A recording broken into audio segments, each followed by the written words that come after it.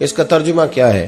अब फरमाते हैं इसका मतलब ये है कि जितनी कोई बंदा नेकी करे, अगर उसके मुताबिक नेकी कर दी जाए तो वो बदला होती है, और अगर थोड़ी बढ़ा के की जाए तो वो एहसान होती है। फरमाया रब करीम फरमाते इस तरह करो, जरा सोच लो बचपन से लेकर आखिर तक, जहां तक तुम मौजूद हो, तुम्हारे माँ बाप ने तुम्हारे साथ क्या किया है। अगर उससे बढ़ा के करोगे तो इसका मतलब है तुमने एहसान किया है। माँ बाप जो होते हैं ना, ठंडी छांव, मीठी जिंदगी। माँ अनपढ़ भी हो ना तो कम से कम यूनिवर्सिटी होती है, और बाप अगर बिल्कुल अंगूठा छाप भी हो ना, तो किसी कॉलेज में, मदरसे में, इदारे में ना पढ़ा हो, तो बेटे के हक में जिन चीजों की जरूरत होती है वो सारी अल्लाह बाप को अता करके भेजता है। माँ बाप को ना कुछ इल्म लदुनी अल्लाह देता है कि बच्चों के लिए कैसे आगे बढ़ना है। माँ बाप एक हुस्न है मुआशरे का। रब तबारक व तआला की देखे ना, अल्लाह अकबर, दुनिया में किसी की मोहब्बत जांचनी हो ना तो मोहब्बत की तमसील दी जाती है। तिलकल अमसालु नदरिबुहा लिन्नास, अल्लाह लोगों के समझने के लिए मिसालें बयान फरमाता है। अल्लाह तबारक व तआला ने जब अपना आप समझाना चाहा ना, तवज्जो है मेरी बात पर, जब मालिक ने अपना आप समझाना चाहा तो मेरे रब ने माँ बाप की मिसाल बयान फरमाई।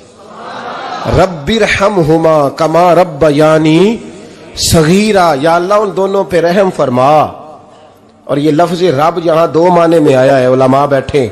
रब का माना होता है तदरीजन पालना का, या अल्लाह उन दोनों पे रहम फरमा जिन्होंने मुझे रब बन के पाला। यानी मतलब क्या, यहां रबूबियत का माना पालने के माने में, तदरीजन पालना। मेरे नबी पाक सल्लल्लाहु अलैहि वसल्लम ने फरमाया अल्लाह तुमसे 70 माओं से ज्यादा मोहब्बत फरमाता है। ये इमाम सुयूती ने दुर्रे मंसूर में रवायत लिखी है। अच्छा भाई, अल्लाह ने भी मिसाल माँ की बयान फरमाई। फरमाया घर जाके अपनी अम्मा को देख लो, अम्मा तुमसे कितना प्यार करती है। बस उस प्यार को तोलना शुरू कर तो 70 माओं से भी ज्यादा रब तुमसे मोहब्बत फरमाने वाला है। माँ के सीने में ना, देखे ना, एक बच्ची होती है बीए, वो उसने कर लिया, उसकी अम्मा रोज कहती है बेटे सवेरे उठा कर। सास के पास जाएगी तो वो कहेगी कि इसकी अम्मा ने सवेरे उठना सिखाया ही नहीं, और बेटी कहती है अम्मा जी दो जावांगी वेखी जाएगी। अच्छा, उसकी शादी हो गई, उसकी सास ने आहिस्ता आहिस्ता शिकवे शुरू कर दिए, खामन से कहने लगी तू इसको उठाता ही नहीं सवेरे। वो भी कहता है कमरे में जाके अम्मा शिकवा करती है तू उठती नहीं। और बच्ची लाडली थी, वो नहीं थी उठती टाइम पे। जिंदगी के 22 साल 23 साल वो सवेरे नहीं उठी, वक्त पे नहीं उठी, मिसाल दे रहा हूं। फिर उसी बेटी को अल्लाह ने एक बेटा अता कर दिया।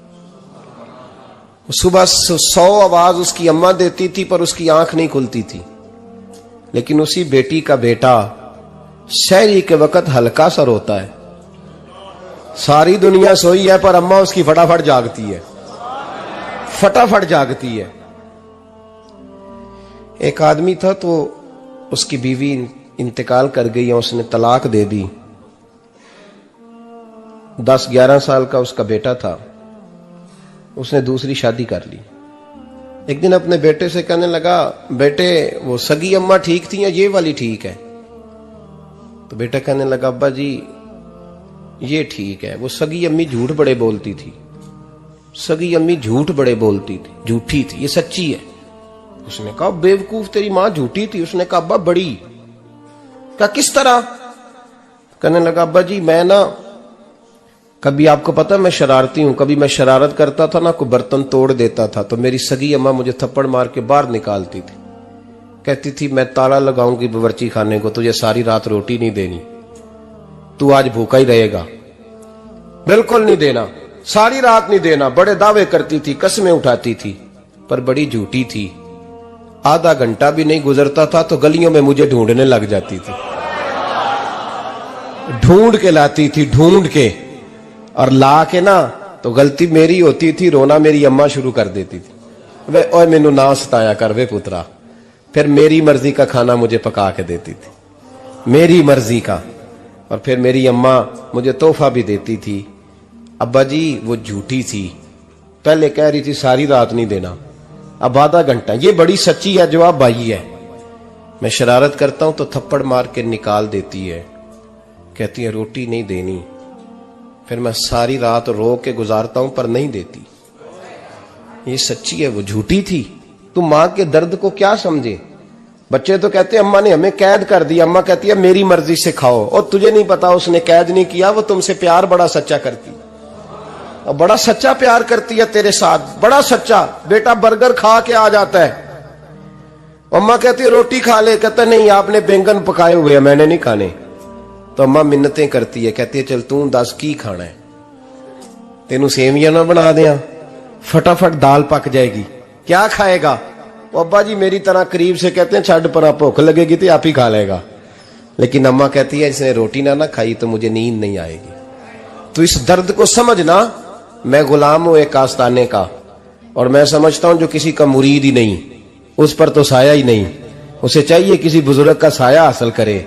लेकिन भाई ये बात भी बड़ी सच्ची है कि मेरे जैसे पीर के हाथ में 5000 रुपया नजराना दो ना, पीर साहब दुआ करना, तो पीर साहब ने दुआ पक्की याद की हुई है सबके लिए, रटी रटाई, अल्लाह खैर करे अल्लाह भला करे, और सबके लिए रट्टा लगाया हुआ है।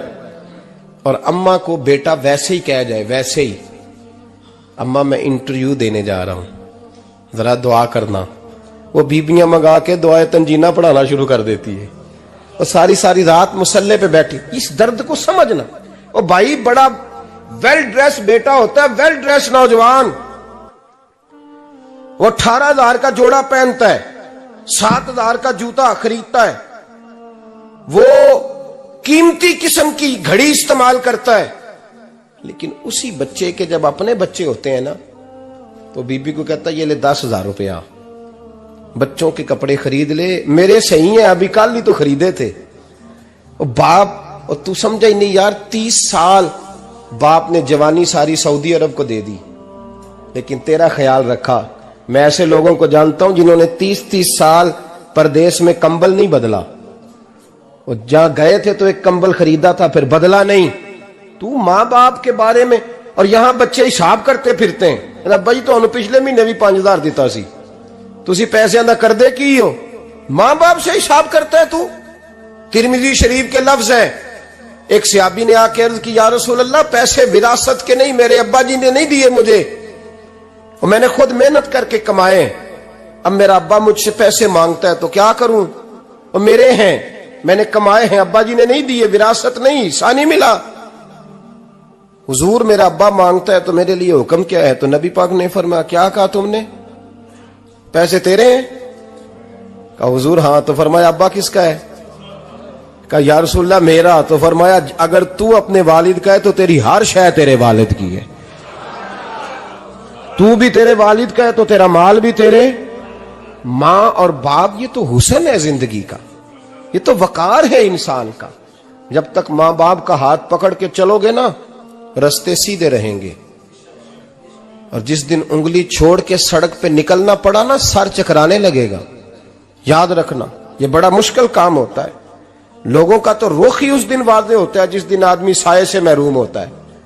अम्मा तो कमरे में पड़ी हो ना, औरंगजेब आलमगीर की मां फौत हो गई, 350 कमरा था महल का, और अम्मा 12 साल टांगों से माजूर रही औरंगजेब आलमगीर की। अम्मा 12 साल कमरे से निकल नहीं सकी, साथ ही वॉशरूम था या जो भी उस दौर में तरीका था। औरंगजेब जब महल में आते थे तो फिर भी सीधे अम्मा के पास जाते थे, और जब वापस निकलते थे फिर भी अम्मा के साथ। औरंगजेब की मां का जनाजा उठा तो औरंगजेब ने रोना शुरू किया। फिर सालों बीत गए पर उसके आंसू खुश्क नहीं होते थे। एक शख्स ने कहा तेरी कोई अनोखी मर गई है, सारी दुनिया की मरती हैं। उसने कहा मैं बादशाह हूं, 24 घंटे लोगों का आना जाना है, बड़े दबदबे हैं, बड़े डेरेदारियां हैं, बड़ी भैंसें, बड़ी गायें, बड़े खाने वाले, बड़े लांगरी।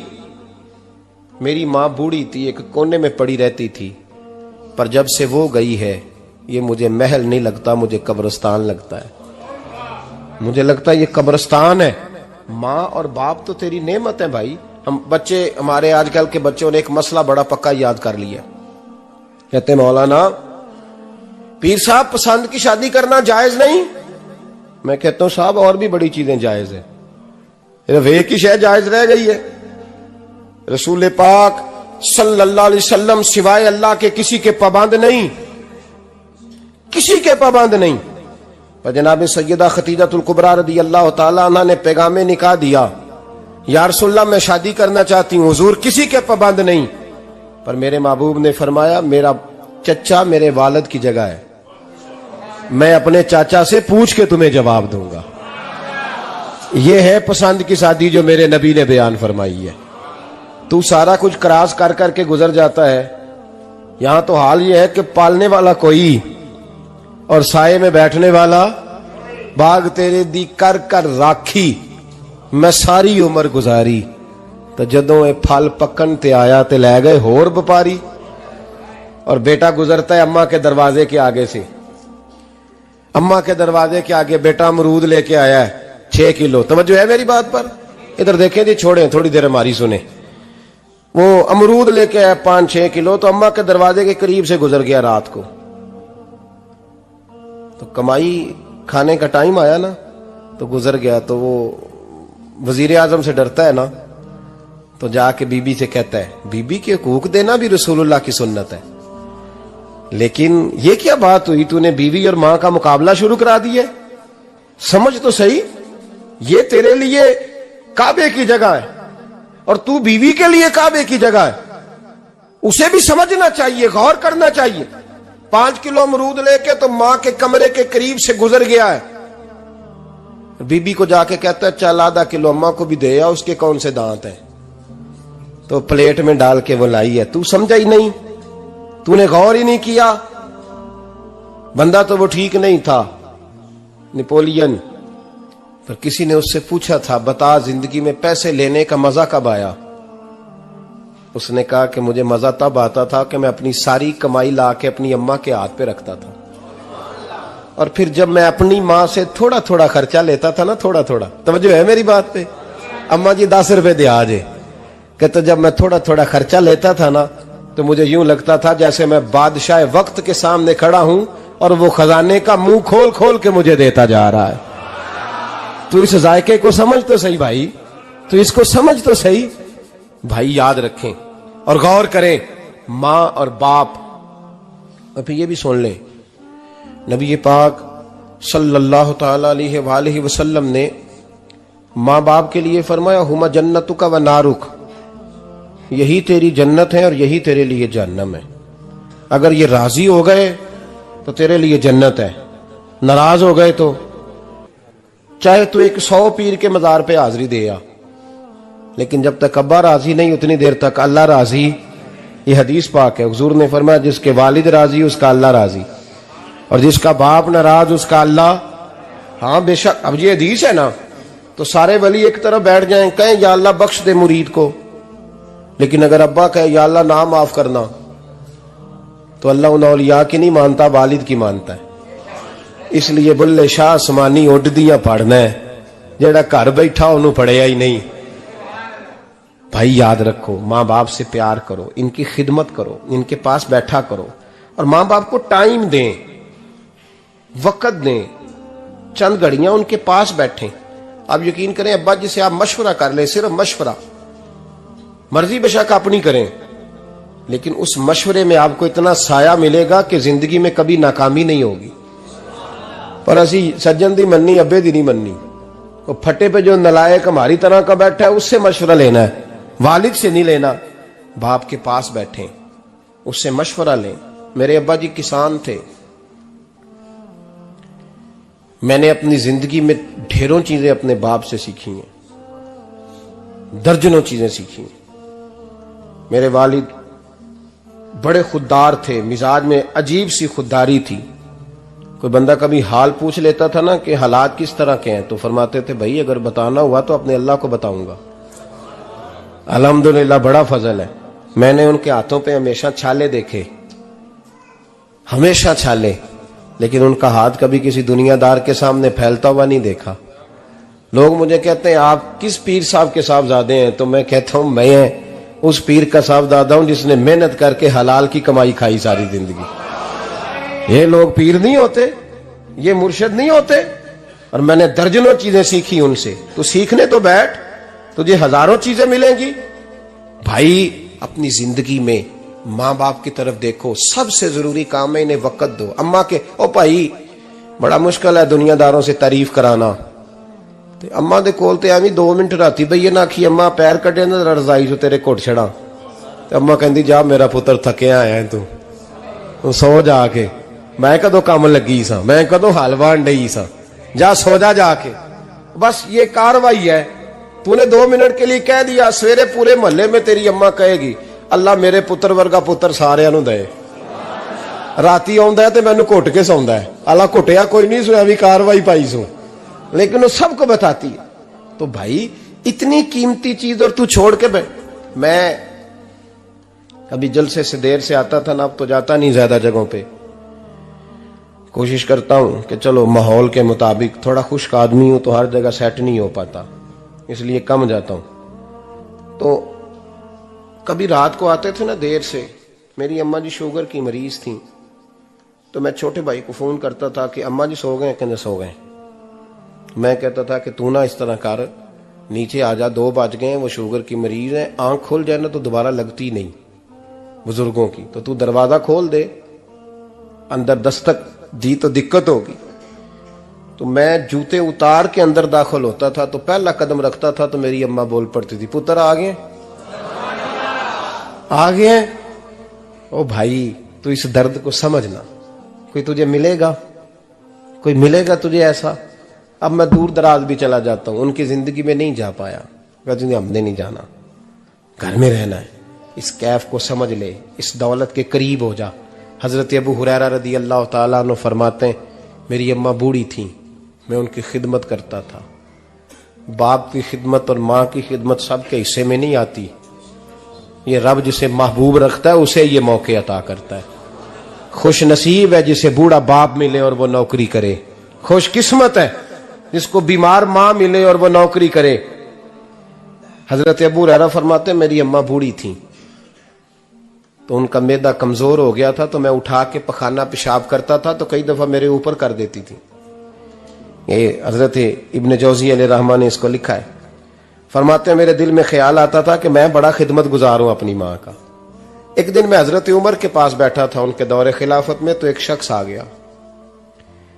उस शख्स ने आकर के कहा कि हजरत उमर से हुजूर एक मसला पूछना है। फरमाया पूछो। वो कहने लगा हुजूर मेरी अम्मा बूढ़ी हो गई है, बीमार रहती है, मरीजा है, मुझे आवाज देती है बेटे पेशाब आया है, आवाज देती है, तो मैं अम्मा को उठाता हूं। अभी मैं बैतुल खिला तक, वॉशरूम तक जाता नहीं कि मेरी अम्मा मेरे ऊपर पेशाब कर देती है। हजरत उमर से कहने लगा हुजूर बचपन में मैं अम्मा पे पेशाब करता था, अब अम्मा मेरे ऊपर कर देती है तो हक अदा हो गया ना। हजरत अबू हुरैरा कहते हैं जब उसने सवाल पूछा तो मेरे भी कान खड़े हो गए। मैंने कहा ये तो मेरे वाला मसला पूछ रहा है, मेरे वाला मसला पूछ रहा है। मेरे पास एक दोस्त जुमा पढ़ने आते हैं बड़ी दूर से, मुझे कहने लगे हजरत साहब जदों भी मैं आउना ना तुसी मेरी ही गल छेड़ देंदे हो, वो जो बात होती है ना बिल्कुल मेरी होती है। मैंने कहा नहीं यार जो मैं कर रहा होता हूं वो मेरी भी होती है, वो सारे मुआशरे की होती है। हमें लगता है कि मेरी हो रही है, हालांकि वो बात हमारी सबकी मुश्तरका होती है। सुन ले और याद रख लें। हजरत अबू हुरैरा फरमाते मेरे कान खड़े हो गए। मैंने कहा इसने तो मेरी बात पूछनी शुरू कर दी। हजरत फारूक आजम से कहने लगा हुजूर बचपन में मैं अम्मा पे पेशाब करता था, वो मेरे ऊपर कर देती है तो हक अदा हो गया। हजरत उमर कहने लगे नहीं कोई नहीं हुआ। उसने कहा हुजूर मुझे समझाएं, वो सारे काम जो मैं अम्मा के साथ करता था अम्मा मेरे साथ करती है तो क्यों नहीं हुआ। हजरत उमर कहने लगे भाई पेशाब तो तू भी अम्मा पे करता था और अम्मा भी तेरे ऊपर करती है, पर तेरी और तेरी माँ की सोच में बड़ा फर्क है। उसने कहा हुजूर किस तरह, तो क्या जवाब है सैयदना फारूक आजम का, लौ काना नबीय्यम बाद लकाना उमर इब्न खत्ताब। क्या जवाब है। हजरत उमर फरमाने लगे तेरी और तेरी माँ की सोच में बड़ा फर्क है। कहा हुजूर किस तरह।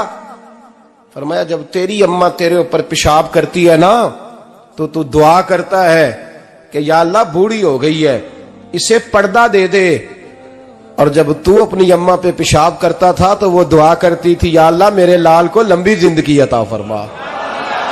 फरमाया ये तेरा और उसका फर्क है, तू पर्दे की दुआएं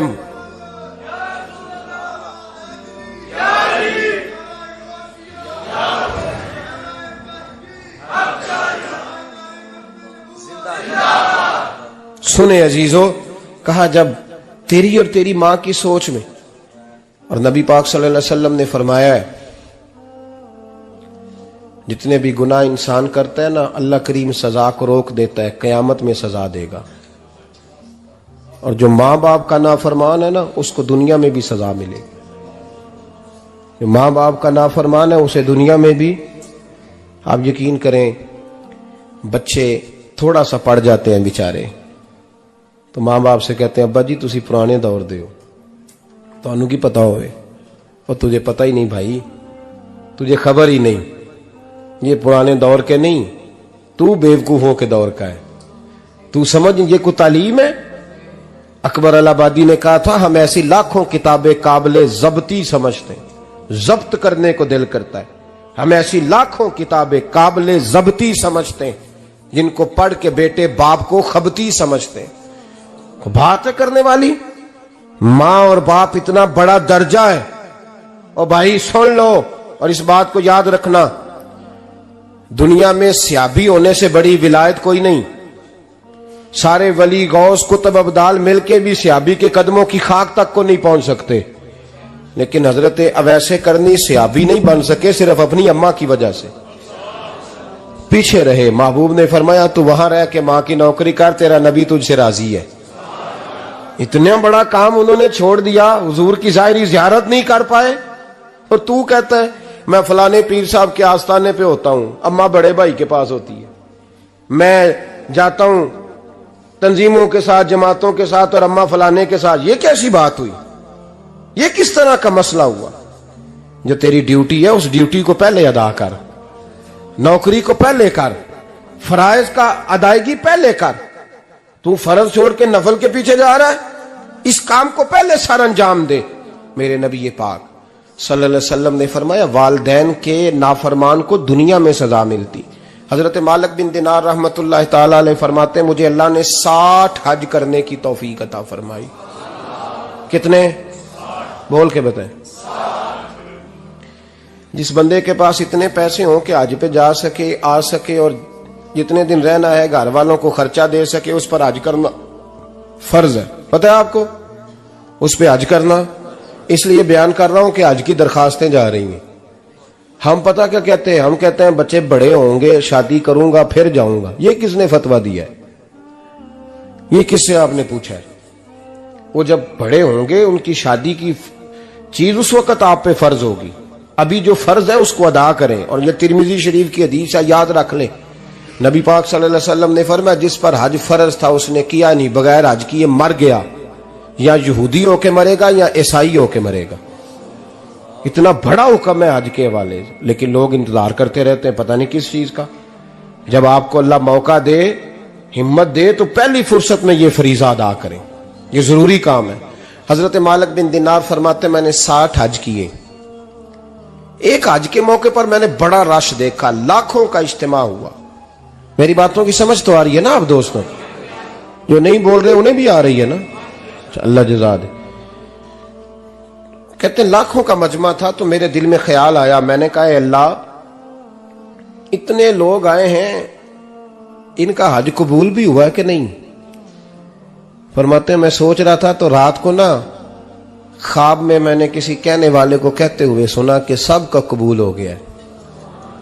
बल्ख का रहने वाला मोहम्मद बिन हारून बल्खी है, उसका हज कबूल नहीं हुआ। फरमाते शहरों के अलग-अलग खैमे लगते थे। अब भी आप हज करने जाएं तो पाकिस्तानियों की रिहायशें अलग होती हैं, इंडियन की अलग, बांग्लादेश के अलग, मिस्री, यमनी, सब लोग अलग-अलग रिहायशें होती, झंडे लगे होते हैं मुल्कों के। कहते मैंने सवेरे उठ के ढूंढना शुरू कर दिया, ढूंढता हूं वो बंदा मिले। कहते जहां बल्ख शहर के लोग रहते थे वहां चला गया, तो मैंने लोगों से पूछा तुम में मोहम्मद बिन हारून बल्खी कौन है? लोग कहने लगे वो तो बड़ा नेक आदमी है, परहेजगार है, बड़ा, बड़े भोले भाले, बड़े अल्लाह वाले, रियाज आपको बस हम ही जानते हैं, वो तो बड़ा नेक है, परहेजगार आदमी। कहते मैंने कहा अच्छा कहां है? उन्होंने कहा पहाड़ के पीछे उसने खैमा लगाया हुआ है, सारी रात इबादत करता है, सारा दिन रोजा रखता है, कायमुल लैल है, साइमुद दहर है। क्या बात? फरमाते हैं मैं उन लोगों की बात सुन के हैरान हो गया कि मुझे क्या बताया गया, ये क्या कह रहे हैं। फरमाते हैं मैं पहाड़ के पीछे गया। हजरत मालिक बिन दिनार अलैहि रहमा फरमाते हैं जब मैं वहां पहुंचा तो मैंने उस शख्स को मुसल्ले पे बैठे देखा। कसरत इबादत के आसार उसके वजूद पर नजर आ रहे थे। सीधा बाजू उसका कटा हुआ था। फरमाते 2 रकते मुकम्मल करके ना मैंने उसे अस्सलाम वालेकुम कहा तो मुझे कहने लगा वालेकुम अस्सलाम, आप मालिक बिन दिनार हैं। मैंने कहा बड़ी इसकी फिरासत है। फरमाते फिर उसने ठंडी सांस ली, कहने लगा आपको ख्वाब आई होगी कि मेरा हज कबूल नहीं हुआ। फरमाते मुझ पर और बिजली गिरी कि क्या कह रहा। फरमाते मैंने कहा यार लोग भी तेरी तारीफ कर रहे हैं और तेरी बसीरत भी बड़ी है, तो ये माजरा क्या है। कहने लगा आप ना पूछें। ये कह के उसने रोना शुरू किया। देर तक रोता रहा। मैंने कहा नहीं यार तू बता। कहने लगा नहीं आप ना पूछें, आप नाराज होंगे। मैंने कहा मैं नहीं होता, तू बोल ना। कहने लगा हुजूर 24 साल हो गए मुझे हज करते हुए, 24वां हज है मेरा, और हर साल कोई अल्लाह का वली आके बताता है कि जा चला जा तेरा कोई नहीं कबूल हुआ। बेपरवाही वेख सज्जन दी जिथे किसे दी पेश ना जावे, ओने ताजा वाले दर दर रोले ते मंगते तख्त बिठावे। आजम किसे नु कारा मिलदा ही कोई काबे ओ खाली आवे। कहते हैं उसने मुझे कहा हुजूर 24वां हज है, हर साल कोई बताता है। मैंने कहा तेरी गलती। कहने लगा मैं अपनी मां का नाफरमान। मैंने कहा वाकया क्या हुआ। कहने लगा हजरत अल्लाह ने मुझे दौलत दी, माल दिया, जमीनें दी, तो मैं अय्याश हो गया। अब यकीन करें अल्लाह लोगों को माल देता है तो वो समझते हैं मेरी चालाकी से आया है, मैं तेज बड़ा था इसलिए आया है। नाफरमान होते हैं। लेकिन जो रब लेना जानता है, देना जानता है, वो लेना भी। वारस शाह मान करी ना वारसां दा, रब बेवारसा करके मार दई। लोग बड़े स्मार्ट बन जाते हैं, उनकी गुफ्तगू में बड़ा तकब्बुर होता है, उनके निगाहों के अंदाज में बड़े, वो कहते हैं ओहो सब लोग बेवकूफ हैं, सिर्फ मैं सियाना हूं, काम जो सही चल रहा है। ओ भाई 1 मिनट लगता है इंसान को बादशाह से फकीर होने में। एक इमाम मालिक रहमतुल्लाह अलैह बैठे थे तो हारून रशीद आपसे कहने लगा इमाम अबू मालिक से, हजरत बताएं इस वक्त अल्लाह क्या कर रहा है। आप फरमाने लगे यार तू बड़े मोटे दिमाग का है, किस तरह के सवाल पूछता है। बादशाह था ना, कहा नहीं आप बताएं। तो इमाम मालिक फरमाने लगे तू तख्त पे बैठ के सवाल पूछता रहता है और मैं नीचे बैठ के जवाब देता रहता हूं, नीचे आ फिर बताता हूं। उसने कहा जनाब बताएं। फरमाने लगे तू सवाली है ना, तो तू नीचे बैठ और मैं ऊपर बैठता हूं। कहा जनाब आ जाए। हारून रशीद नीचे आ गया, इमाम मालिक तख्त पे बैठ गए। फरमाने लगे अब बता क्या पूछ रहा था। कहने लगा हुजूर पूछा था अल्लाह इस वक्त क्या कर रहा है।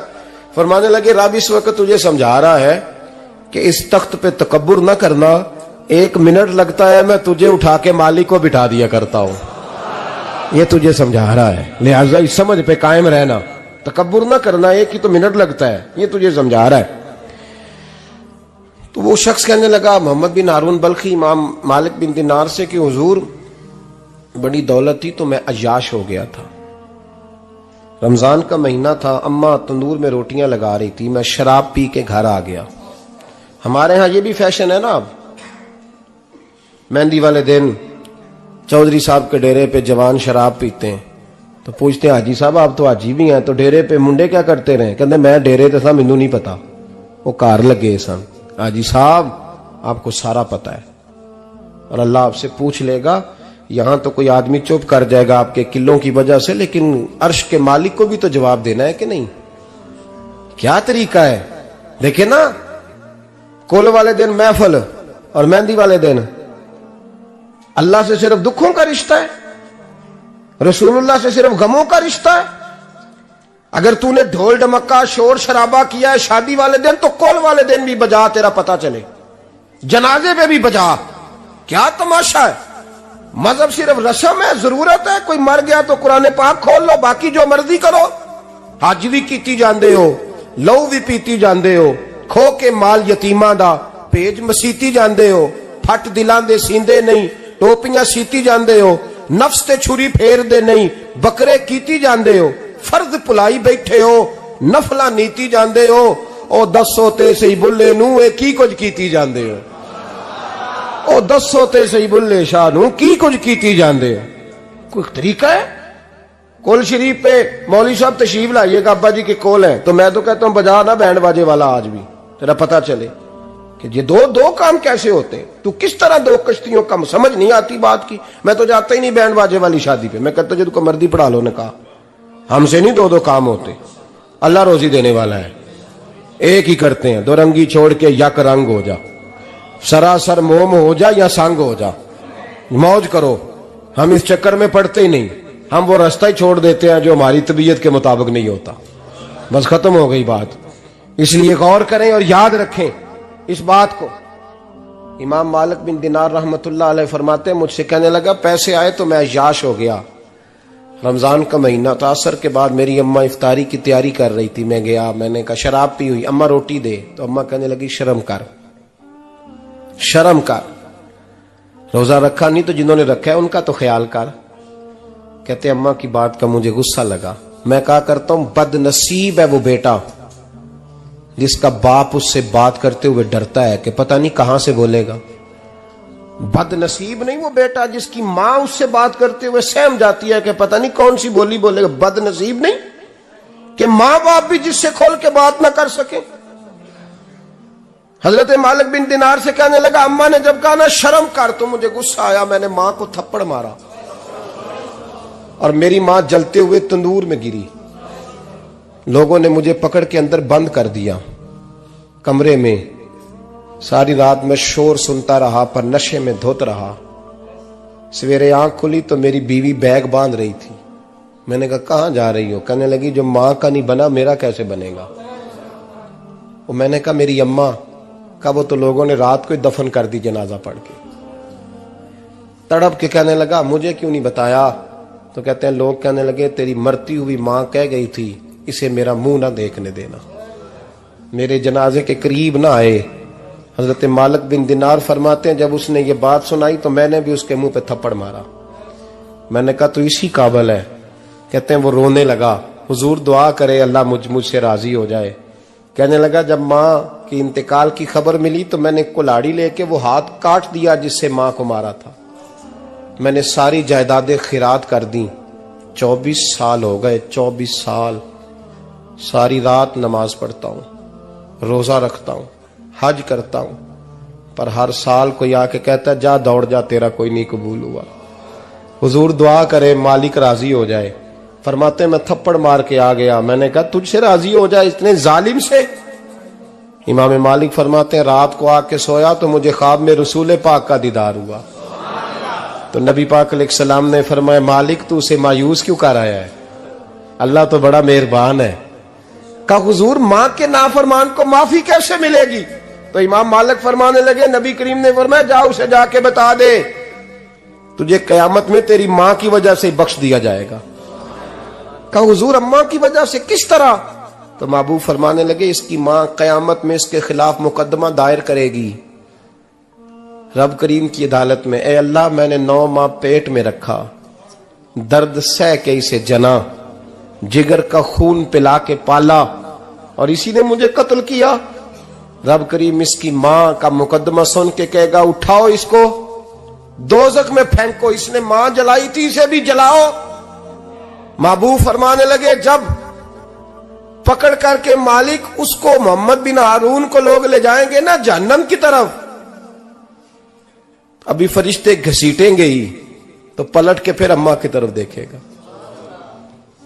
और दूसरी दफा फिर घसीटेंगे तो पलट के देखेगा और तीसरी दफा फिर पलट के कहेगा अम्मा ये मुझे जलाने लगे, अम्मा ये जहन्नम में फेंकने लगे। मेरे हबीब फरमाने लगे वो जल के मरने वाली मां वहां भी बोल पड़ेगी, कहेगी या अल्लाह चल मैंने माफ किया तू भी माफ कर दे। ऐ अल्लाह मैंने माफ किया तू भी माफ कर दे, अल्लाह तू माफ कर दे इसे, अल्लाह तू इससे दरगुजर फरमा, इसे माफ कर दे। मेरे महबूब पाक अलैहिस्सलाम फरमाते रब करीम कहेगा इसने तुझे जलाया, तो कहेगी अल्लाह ये तो बेटा था इसने जला दिया, मैं मां हूं, मेरे सामने जले तो मैं कैसे बर्दाश्त कर सकती हूं। फरमाया उसने जला के मारा था, पर उसी मां की वजह से रब करीम इसे जन्नत अता फरमाएगा। पलटा पलटा, जा जाके मां के पैरों में बैठ, जा सवेरे अनपढ़ बाप से दुआ कराया कर, जा बिल्कुल अंगूठा छाप बाप से सुबह दुआ कराया कर, देख रब करीम तेरे लिए रहमतों के दरवाजे खोल देगा। और आखिरी बात ये भी सुन ले, मां बाप के इंतकाल के बाद रिश्ते खत्म नहीं होते।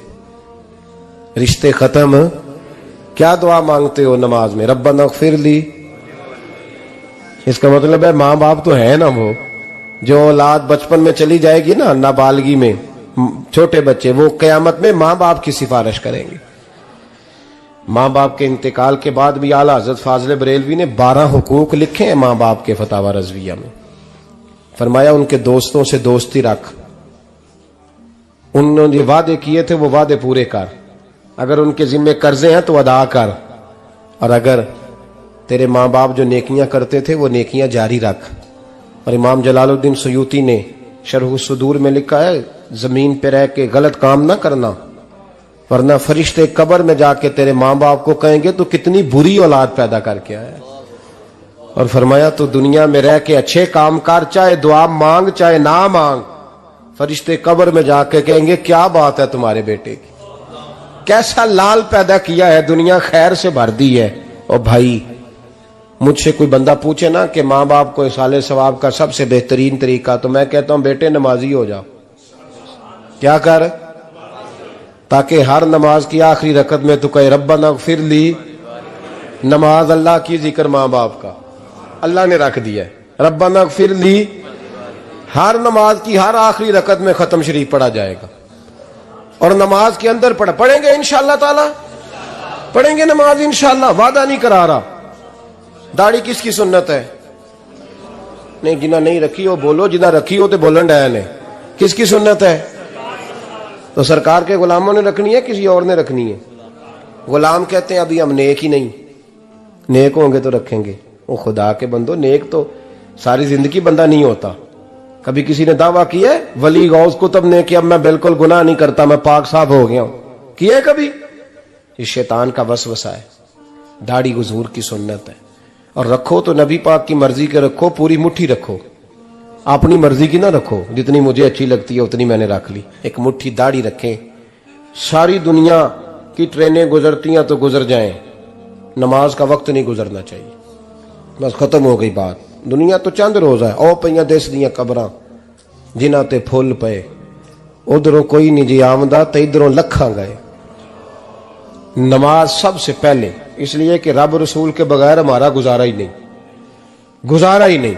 नमाज, कुरान पाक और दुरूद सलाम, ये कज़ा होना ही नहीं चाहिए, जो मर्जी हो जाए। और साथ साथ सुन्नत और शरीयत का लिहाज करना सीखें। और मेरी अपील ये है, हर इमारत पे गुलाफ नहीं चढ़ता, सिर्फ खाना काबा पे चढ़ता है। हर किताब का गुलाफ नहीं होता, सिर्फ कुरान पाक का होता है। हर बीबी का पर्दा नहीं होता, सिर्फ मुसलमान औरत का होता है। जो चीजें पर्दों में होती हैं ना, वो मुकद्दस होती हैं। और भाई टाफी से भी रैपर उतार दो तो मक्खियां बैठने लगती हैं। तो जो बीबी पे पर्दा होगी उस पे बुरी नजरें नहीं जमेंगी। ड्यूटी है आपकी, बेटियों को पर्दा कराएं, बहनों को पर्दा कराएं, माँ बाप माओं को गुजारिश करें। पर्दा हुस्न है मुसलमान का। जिस घर में पर्दा रहता है उस घर में अल्लाह के फरिश्ते रहमत नाज़िल फरमाते हैं। ये कोई फैशन, कोई तरीका, कोई मतलब ही नहीं इन चीजों का। बापर्दा करें अपने घरों को।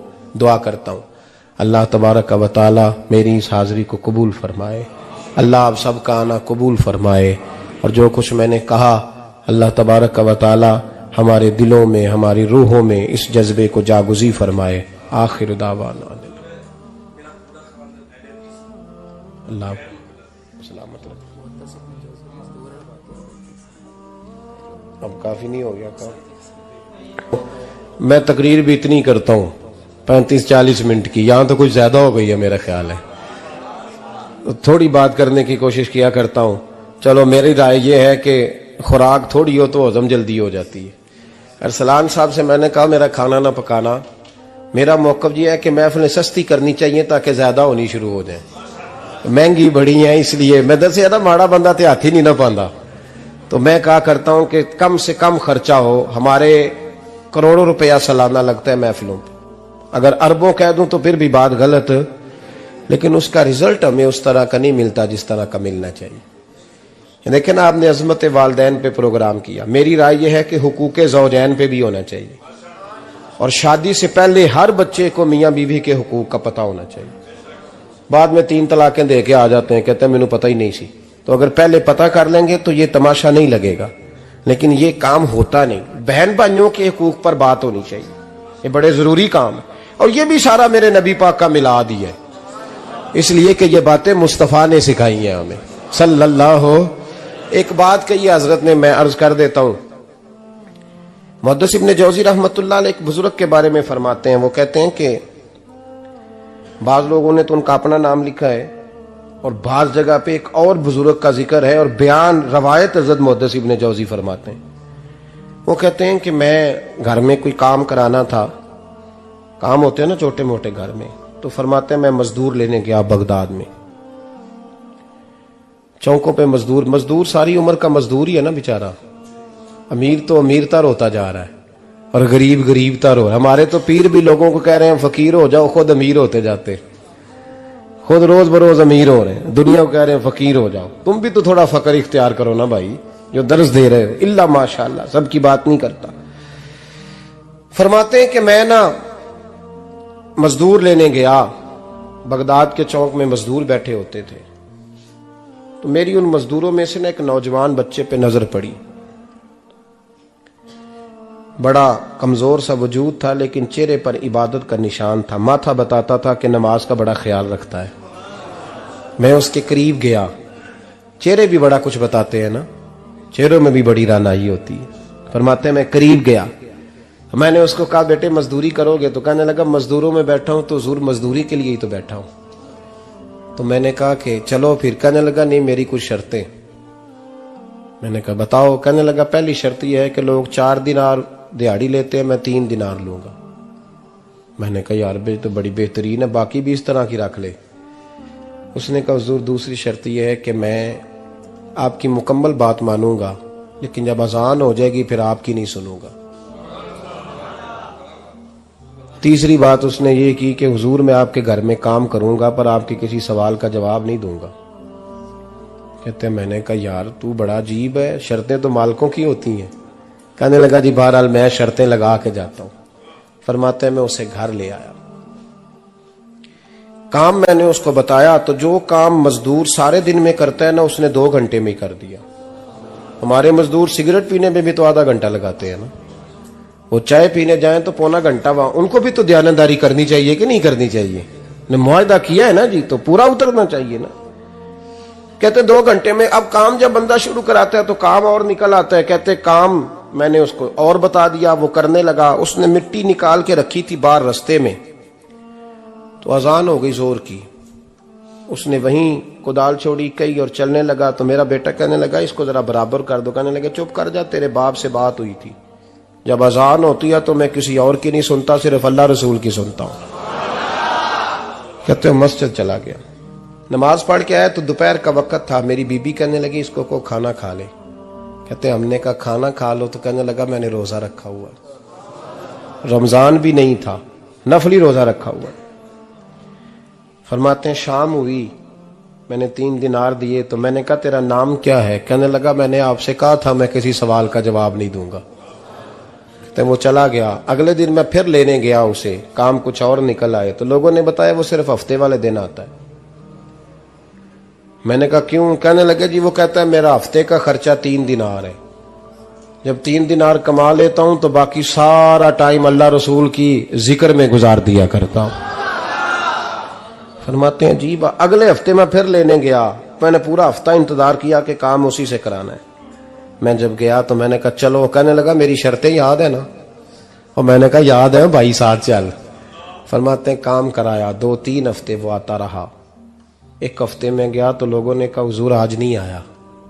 क्यों? कहने लगे बीमार हो गए। कहां घर है? कहने लगे बगदाद के कब्रिस्तान के पीछे जो कच्ची आबादी है उसमें रहता है। फरमाते मैं गया, दरवाजे पे दस्तक दी तो कहने लगा हुजूर आप हैं? दरवाजा खुला है, आ जाइए। फरमाते मैं अंदर गया तो मैंने कहा तुम्हें कैसे पता चला मैं आया हूं? कहने लगा हुजूर अल्लाह वाले हो, आप नहीं आना था, वरना अमीर तो गरीबों का पता लेने कोई नहीं आते। कहते मैं करीब गया तो कहने लगा मैं आपका इंतजार कर रहा था, तेज बुखार है, ताप रहा। जेब से कुछ पैसे निकाले, कहने लगा ये पैसे रख लें। एक अंगूठी निकाली, कहने लगा हुजूर आज रात को मेरा इंतकाल हो जाएगा, इन पैसों का कफन खरीद के सुबह जनाजा पढ़ के मुझे दफन कर देना, और जब दफन करो तो ये अंगूठी लेके असर के बाद हारून रशीद के पास जाना, आप उसे कहना मैंने मिलना है पर वो आपको टाइम नहीं देगा, आप उसको आवाज दीजिएगा कि तेरी एक अमानत है मेरे पास, फिर वो आपसे मिलेगा तो अंगूठी दे दें, फिर आप मेरी तरफ से फारिग हैं। हजरत फरमाने लगे तेरा नाम? और कहने लगा हुजूर वक्त थोड़ा है, आज रात मैंने जाना है, बड़ी लंबी माफी मांगनी है रब करीम से, अगर मुनासिब समझे तो मुझे अपने रब से तन्हाई करने दे। फरमाते हैं मैं आ गया पर उसकी बातों ने मुझे सारी रात सोने नहीं दिया। फरमाते हैं सुबह बड़ी मुश्किल से सूरज निकला, मैं गया दरवाजे पे हाथ रखा तो दरवाजा खुला हुआ था, अंदर दाखिल हुआ तो खुशबुएं मेरा इस्तकबाल कर रही थी। जब चेहरे से कपड़ा हटाया तो उसका तो इंतकाल हो चुका है, इंतकाल हो चुका है, ऐसे जैसे किसी का दीदार करके सोया है। कहते मैं तो 2 आदमी ले गया था जनाजे पे, पर पता नहीं दुनिया किधर किधर से आई, कहां कहां से। अखा जदों मीटियां जमाना मैनू रोवेगा, अपना ते अपना बेगाना मैनू रोवेगा, अपना ते अपना। और मियां साहब ने कहा था बाद मरन दे मुखड़ा मेरा हो जावे जे ताजा, फिर समझ लेना महबूब मेरे ने आन पड़िया जनाजा। और किसी उर्दू के शायर ने कहा था मेरे मरने पे हर सू शोर मच जाएगा देखोगे, अल्लाह मेरे मरने पे हर सू शोर मच जाएगा देखोगे, कहने अलविदा सरकार खुद तशरीफ लाएंगे। फरमाते हैं मैं तो 2 बंदे ले गया था पर पता नहीं मखलूक कहां कहां से आई। जनाजा पड़ा, दफन किया। हारून रशीद के पास में असर के बाद गया, मैंने बुलाना चाहा पर बादशाह था, मेरी तरफ देखा ही नहीं। मैंने उसको कहा तेरी एक अमानत मेरे पास है। फरमाते हैं वो मुझे कोने पे ले गया, क्या बात है, कमरे में बुलाया, मैंने अंगूठी दी। हारून रशीद तो चीखे मारने लगा, कहने लगा अंगूठी वाला कहाँ है? मैंने कहा वो तो इंतकाल कर गया। कहने लगा मुझे कब्र पे ले चल। कहते मैं कब्र पे लाया तो वो लेट गया, तड़प के रोने लगा। मैंने कहा मेरा कलेजा फट जाएगा, ना उसने कुछ बताया ना तूने बताया, ये कौन था? तो हारून रशीद कहने लगा ये मेरा बेटा था। मैंने कहा तेरा बेटा और मजदूर? कहने लगा हुजूर ये हजरत दाऊद ताई के पास बैठा करता था, उनका मुरीद था, मुझे रोज कहता था अब्बा तूने बड़ी दुनिया इकट्ठी कर ली है, मरते वक्त तुझसे टांगे समेटी नहीं जाएंगी, इतना हिसाब नहीं तू दे सकेगा। मैं इसको समझा देता, इसकी अम्मा समझा देती। ये रोज हमें कहता छोड़ दो आ जाओ अल्लाह रसूल की बारगाह में झुक जाएं, हम समझ। एक दिन ये चला गया, कहने लगा फिर तुम्हारा रास्ता और है और मेरा रास्ता और है। ये सोने की अंगूठी गलती से इसके पास रह गई थी, गलती से हीरे की अंगूठी चली गई। कहने लगा देखो मेरे बेटे ने आज वो भी वापस कर दी है। फिर तड़प के कहने लगा हारून रशीद था तो ये मेरा बेटा, पर मेरा मुर्शद निकला, मेरा पीर निकला। भाई जिंदगी तो बड़ी थोड़ी है ना। बाबा साहब ने कहा था उठ फरीदा सुत्या, और दाढ़ी आ गया ही पूर, अग्गा नेड़े आ गया ही, पिछा रह गया ही दूर। उठ फरीदा सुत्या खलकत वेखन जा, मते कोई मिल जाई बख्शिया ते तू ही बख्शिया जा। उठ फरीदा सुत्या झाड़ू दे मसीत, तू सुते रब जागदा तेरी डाडे नाल परीत। मेरा रब हमें भी अपनी बारगाह में कबूल फरमाए। आखिर दावाना अनिल हम्दुलिल्लाह। जेड़े रह नहीं सी सकदे दीद बिना, अज उन्हां भी बारियां मारियां ने। जदों चमन विच खिजाने बारियां खोले ते पंछी उड़ गए मार उड़ारियां ने। मुहम्मद बूटिया झूठा है जग सारा, ओ कमली वाले दियां सच्चियां यारियां ने।